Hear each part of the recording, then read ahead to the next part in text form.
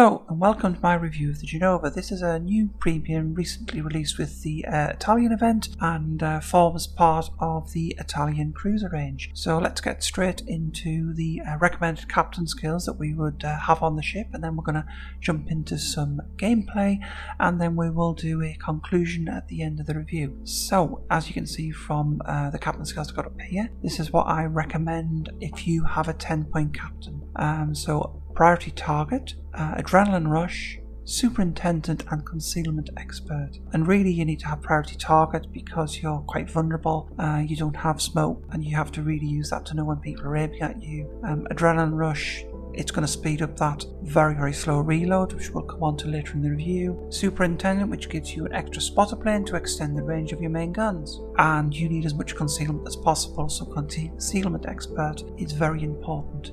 So now we've looked at the captain skills, it's time to look at a little bit of gameplay of the Genova. So I recorded some footage from a game earlier, and as we sort of chatted about when we did the introduction to the ship, it does have some limitations, and we'll go into those as the review progresses. So we're just using some friendly smoke here to try and get some shots out on an enemy destroyer. And the Genova, having a very exposed and vulnerable citadel, really does need to take advantage of islands and smoke cover as far as possible. It certainly has the capability to take out destroyers very quickly. Just see there, we did manage to get a shot away, but the destroyer just went undetected. The torpedoes are one of the better features of the ship, although there's only 2 launches per side,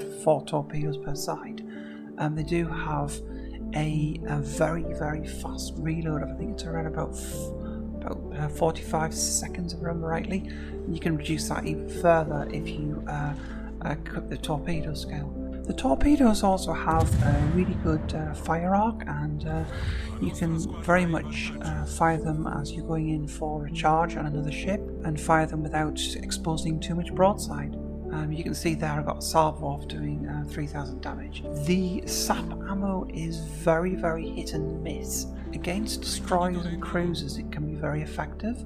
However, if you're shooting against very heavily armoured or very heavily angled targets, you sometimes have a lot of problems actually doing any significant damage at all. And my understanding is that historically the Italian ships actually only had sap, and this is one of the areas where we may need to even look at the Italian line of ships and say, well look, do we take away AP altogether and give SAP a little bit of a buff, rather like the British line of cruisers? Because it kind of, you know, we've got armour piercing only, we've got semi-armour piercing, you have to use your AP against battleships, and your SAP is more effective against lightly armoured targets. Now, one of the advantages of SAP is I believe that it can't overpin, so no matter what you hit, you're never going to go through. So effectively that means against lightly armoured targets, it's going to be really rather effective. So again, what I'm doing here in this game is trying to, again, as we said before, use the island cover. We're trying to kite away from the targets, using the islands to sort of make sure that we don't get spotted when we fire. And this is why, as I say, one of the captain skills I mentioned is priority target. The advantage of priority target is of course that you're going to know if somebody's aiming at you.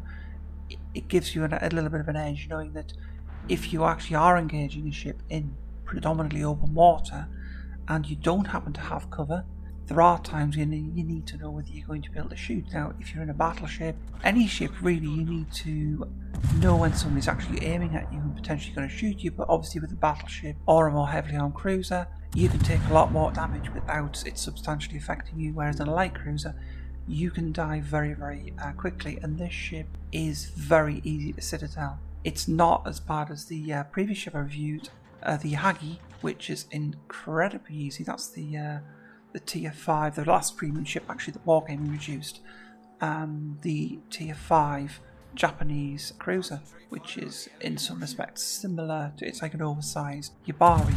So just going back to this game, we're part of a division. We're trying to provide some quite close to support to the destroyer that we have in our division that's doing the capping, but without my own smoke, I'm driven back, and I'm forced to engage at maximum range. And you can see I'm chipping away at I think it's a Kirov there, light cruiser, but not doing any significant damage yet. Now we've got a flat broadside here. I'm going to get some shots out. Those shots are looking a little bit better. But I think, if I remember rightly on this, again, when you're firing at range like this, even if you don't have a lot of dispersion, the target doesn't have to actually move much to actually avoid your incoming shells. So again, we're going to try and catch the Kirov on the turn. You can see you've got pretty good dispersion on the shells. And again, another 1600 damage. You've got 2 penetrations there, but not a significant amount. Now the shells, I believe, can do up to 4,600 damage. Their damage output is similar to that of the armor-piercing shells. I think there's 100 damage in it. So we'll find another shot out there, but again, even though we've closed the range to 7 kilometers, sorry, that's 7 kilometers on the destroyer, the Kirov, I've kind of had to let it go. So we're going to try switching to the torpedoes. Now they have an 8 kilometer range. They're very slow. I mean, they're monumentally slow. I believe they're 51 knots. So they're very much close range ambush torpedoes. You cannot stealth fire. Speculative shot over there. Danny, who's just started lobbing shells. I mean, this is where you can see there we did a reasonable amount of damage, and the Genova does have a decent amount of maneuverability. It's got a pretty quick rudder shift, as we saw when we looked at the stats earlier. And we're going to go into a lot more detail at the end on the armour layout and our stealth torpedoes there as we ambushed them. Well, not stealth fired, but fired in effect from behind an island. Have successfully ambushed the battleship there, and we take them down. It does have the ability to pull off some surprises, the Genova. As I say, as we go on talking about this, I really want to go through some improvements I think they should definitely make to this ship. The gun reload. One of the biggest problems with this ship is a 20-second gun reload, and you can see I'm missing shots where a ship is at a better angle or even broadside, and you just don't have the opportunity to take these shots, which you really need to do. And I think if you compare it to similar cruisers, you're looking at the likes of, well, it's technically a heavy cruiser this. You're looking at the likes of the Graspbane, and it's got a 21-second reload, but it is a lot more heavily armoured than this ship, and often is termed it's more like a battle cruiser, even if it is seen as a cruiser. The Genova's closest equivalent is probably something along with the Tier 5 Japanese light cruisers.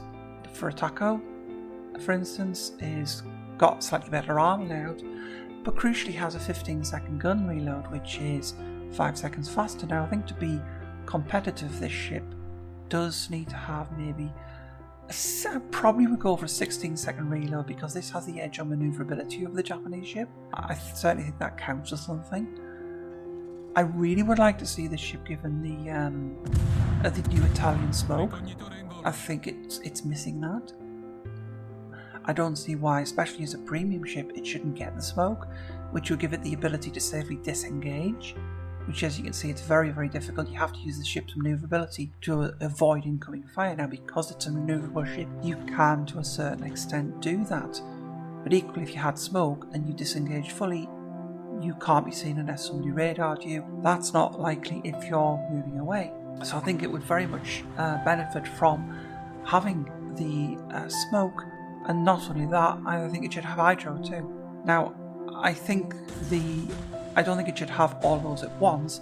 I think maybe the hydro should be a choice between maybe the hydro and the spotter, which obviously increases the range of the guns. And again, we'll go into a little bit of detail towards the end of the video on the actual stats of the ship, so you can actually see what the gunnery range is, and we'll sort of talk about those at the end of the video. So I think with if you added in these extra benefits and slightly improved the ship, it could turn what essentially is a mediocre ship into quite a good ship. It's not a great ship. Now, if you like to collect the premiums and you find the Italian line a little bit of a curiosity, you might want to invest in £12 for this. It's quite cheap. However, if you are actually taking part in the current Italian event in-game right now, and I think it's on for the next 2 weeks, and there will be different sort of weekly objectives. You can see there, I took a big hit, even though I was quite well angled. I took a lot of damage, but I knew I was going in there to do as much damage as I possibly could to this battleship, and to show it can brawl if you dodge and angle and weave right, but I lost a big chunk of my health. But that aside, I took a big risk and took this ship out and won the game. So you can take risks with it, but equally that ship could have citadelled me. So we're just going to go into sort of the details of the statistics of the ship and a conclusion as to what I think, whether I can recommend the ship. So now we'll have a look at the armour layout, survivability, artillery, torpedoes, air defence, manoeuvrability and concealment of the ship, and come to a final conclusion. Armour layout is fairly typical of, a light cruiser, although this is supposed to be a heavy cruiser. We've got 70mm on the main citadel armour belt. If you look at the front and the rear of the citadel, you've got thin strips of 60 and 40mm armour. The long and the short of this is that this ship is pretty much going to be citadelled from any angles. You will be able to bounce a little bit if you're angling in. As you saw when I went in against that battleship, I did take a big hit. It wasn't necessarily a citadel, but it was a big hit. At the same time, I was able to bounce some shells. So very limited armour. You've got 30,000 hit points and a 13% reduction on torpedo protection, which is not a huge amount, but it's better than nothing. The main batteries are 203mm at that terrible 20-second reload. They do 4,850 damage for sap and 4,700 for armour piercing. Strangely, you have 12 102mm secondaries. It's got quite a large number of secondaries, so in theory it should be quite good going in close to the destroyers, maybe setting a few fires there. The range of the artillery is 14.3 kilometres, so that spotter plane really does help bringing that range out another couple of kilometres with that 20% boost. Moving on to the torpedoes, this is kind of the trump card of the ship. Although they only have 8 kilometre range, they're only detectable at 1 kilometre, and they have a fantastic 47-second reload, so you can pretty much, if you sort of rotate them, fire them almost every 15 seconds, and with the torpedo reload booster you can bring that time down closer to about 42-43 seconds, so you can fire torpedoes at quite a rate. They don't do a significant amount of damage. However, torpedoes, as you know, have a chance to cause flooding. They're only 9,000 damage per torpedo, and they are very slow at 51 knots. Just moving on to air defence, we've got a rating of 28, a mixture of 76mm air guns, and we've also got the 102mm guns are effectively the secondary armament, are also anti-air guns. So for the tier, not the best AA, but it can defend itself against light attacks, especially if you use the AA sector reinforcement to augment that. Manoeuvrability, as we said, the ship is really quite nimble, with a rudder shift time of 8.6 seconds and a top speed of 34 knots with a speed flag. You could get that up to closer to about 36 knots, 37 knots, so very, very quick. And it needs to be nimble. It's got a very tight turning circle of 660 meters, and it definitely needs that in its current state, especially because it simply has no other protection from incoming fire other than its manoeuvrability. The concealment with Concealment Expert, as we talked about the scaffold skills earlier, and we'll go into the modules after this that we've got fitted to the ship. We've got detectability range is 10.3 kilometers, so it's not bad. It's got quite good concealment. It has a very strange 7.5 kilometer detectability by air. It's seen from halfway across the map, or it feels like it. It's very easy to spot by air, and it's one of the worst in its class, kind of almost getting towards battleship levels of detectability, I suppose, in some respect, or other heavy cruisers. It's quite remarkable. I don't know a ship that's got such bad detectability. Certainly it's quite a long ship, which might explain why it's got that. But that would be easier to swallow if we talked about and had the enhancements that I chatted about earlier. And again, when we do the conclusion, we will talk about those enhancements. So that's the concealment. So just looking at the modules that you get, you basically have obviously spotting aircraft, and that's it.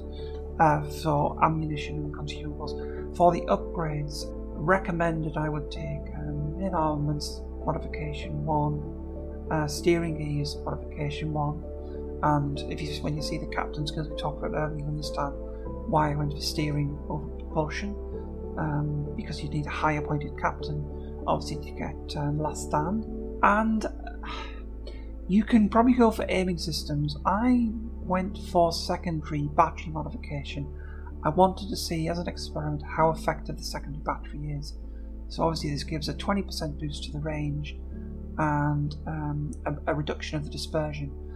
It's difficult to say yet, I haven't played enough games to say, but it's interesting that you can buff the ship's secondaries out to about 6 kilometers, which could make it fairly effective, especially with the air buff against close quarters combat with destroyers. Having said that, you're probably better off fitting the aiming systems modification in there for most standard builds. I simply thought that it's, if you wanted to play around, experiment what you can do with the ship, then try building it as a secondary build and treating it as something, going in with fairly close support like Leander. The difficulty being that without hydro and with a slow gun reload, if you miss, it's a problem. So you can see the dilemma, but those sap shells have the ability to delete destroyers if you hit your target. They can absolutely obliterate a destroyer in one salvo at quite close range, so it's a balancing act. And this brings me on to the conclusion as to what I think the ship needs.